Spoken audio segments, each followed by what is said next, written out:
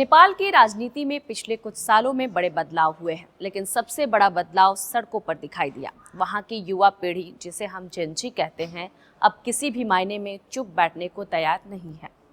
भ्रष्टाचार से लेकर राजनीतिक अस्थिरता, नेपाली युवाओं ने बार बार अपनी ताकत दिखाई है।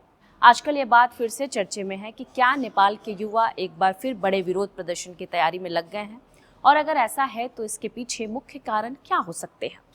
नेपाल में हाल के वर्षों में प्रदर्शन हुए, और जो प्रदर्शन हुए उसमें अगर हम नज़र डालें तो यह साफ हो चुका है कि युवाओं के पास सत्ता को हिलाने की क्षमता तो है। इन्होंने पुराने ढर्रे की राजनीति को अपने हिसाब से चुनौती दे दी। जब जब सरकार ने पारदर्शिता या जवाबदेही में कमी दिखाई, ये युवा सोशल मीडिया से लेकर सड़कों तक सक्रिय हो गए। अब ऐसे में सवाल ये है कि क्या वर्तमान परिस्थितियां उन्हें फिर से बाहर निकलने पर मजबूर कर रही हैं।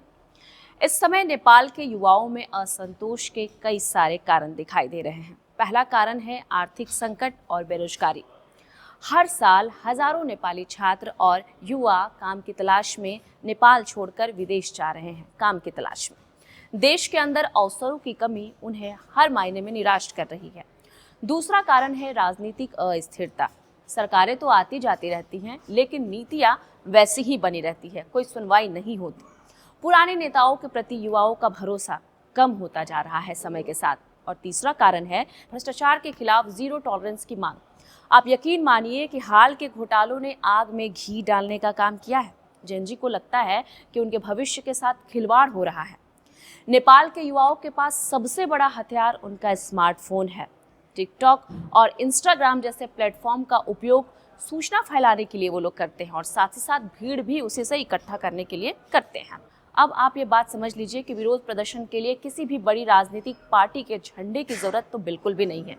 युवा खुद अपनी आवाज बन रहे हैं। अगर एक छोटी सी चिंगारी भी उठती है तो वह देखते देखते पूरे देश में फैल सकती है। नेपाल इसका जीता जागता उदाहरण है।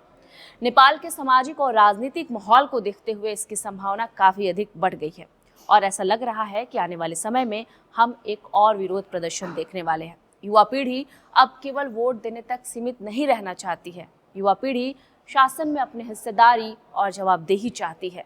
सरकार को ऐसे में ये समझना होगा कि इन युवाओं की मांगों को नज़रअंदाज करना भविष्य में बहुत भारी पड़ने वाला है। आपको क्या लगता है, क्या नेपाल के जेनजी वाकई बदलाव ला पाएंगे? आप अपने विचार कमेंट्स बॉक्स में जरूर साझा करें।